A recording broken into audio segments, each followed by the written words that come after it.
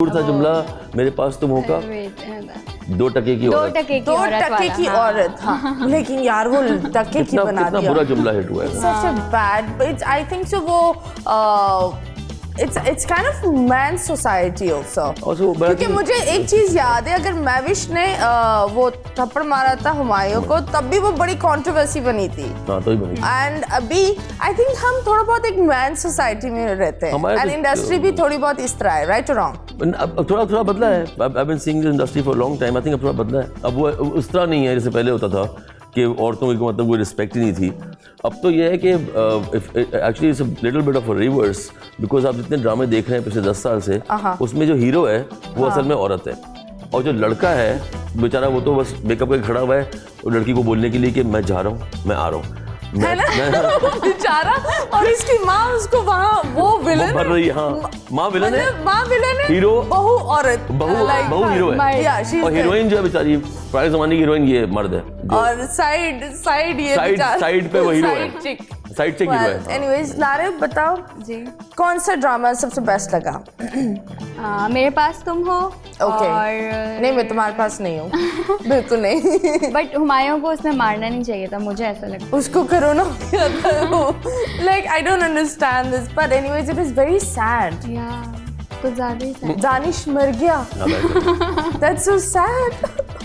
वो मारिया वो मिथ है ना, वो मिथ क्या मारिया वो एक स्टाइल है ना कि हीरो मरता है तो वो अमर हो जाता है। लेकिन ये पहला ड्रामा था। ये पहला ड्रामा था जो व्हाट यू कॉल सिनेमाज में गया, एंड आई बिलीव ये, एंड आई लव हुमायूं एक चीज पर कि हुमायूं डिड फिल्म्स लेकिन उसने ड्रामा भी किया, and he is very nice and flexible.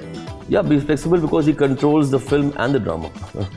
He's not doing it somebody अपनी प्रोडक्शन में काम कर रहा है, किसी और की तो नहीं कर रहा।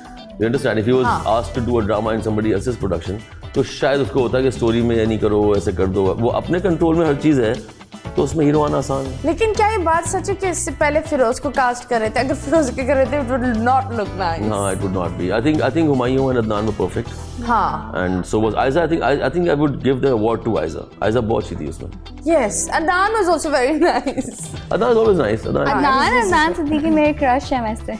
आप क्रश है? कितना बड़ा क्रश है? क्या कर? मैं चाहती हूँ अगर मेरा कोई हस्बैंड हो तो अदनान सिद्दीकी जैसा। अदनान सिद्दीकी जैसा हो?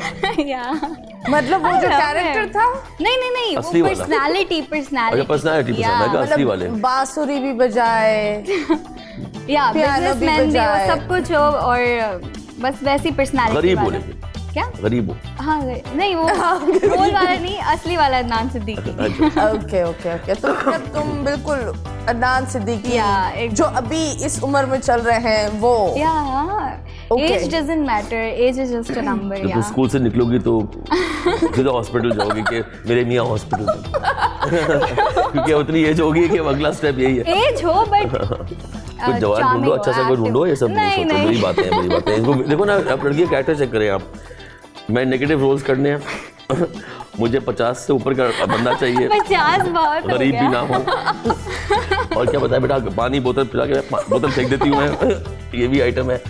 तो ये टिकटॉक करो और फिर शादी करो फॉर दस्ती, चाय बनाओ और खाना बनाओ और अब सास के पाँव दबाओ। Okay that's very nice. सास के भी पाँव दबाओ, यस दैट्स बहुत जरूरी। वैसे आई थिंक जरूरी है, मैंने भी करे थे एक जमाने में। तोड़ दिए सुनो, पाँव दबाए थे, तोड़ नहीं अच्छे पाँव दबाए थे, नॉट बैड। बट एनीवेज शादी के बारे में क्या बोलोगे? शादी के बारे में क्या बोल सकते हैं? Like honestly, like I will say that you know, शादी is very unpredictable. हाँ no not really. I think शादी is हो जाती है, निकल जाती है, रुक जाती है।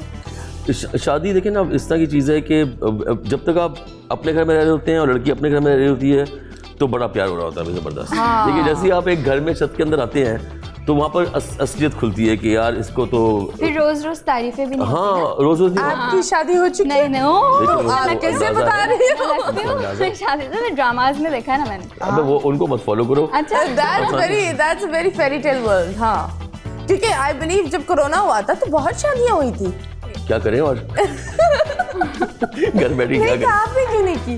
नहीं हमारे पास शादी नहीं हुई आपकी? खुद खफील। हाँ शादी नहीं हुई? शादी नहीं सिंगल है। मैं सिंगल हूँ, अल्लाह का शुक्र है। and ready to बिल्कुल बिल्कुल ना एक मिनट इस साइड से अदनान सिद्दीकी नहीं दिखते देखिए सफेद बाल तो बिल्कुल ऐसे ही। सफेद बाल भी है उम्र भी वही है नहीं सच में नहीं हुई है। नहीं कई बार हो गई और खत्म भी हो गई। क्या समझ रही है ये? नहीं देखो इस मन में लड्डू फूट रहे हैं बेटा। ये यार संभल नहीं रही बेटा इतना सवाल नहीं पूछो, दूर रहो, तुम समझ नहीं रही, प्रॉब्लम हो जाएगी तुम्हें। खैर कोई बात नहीं।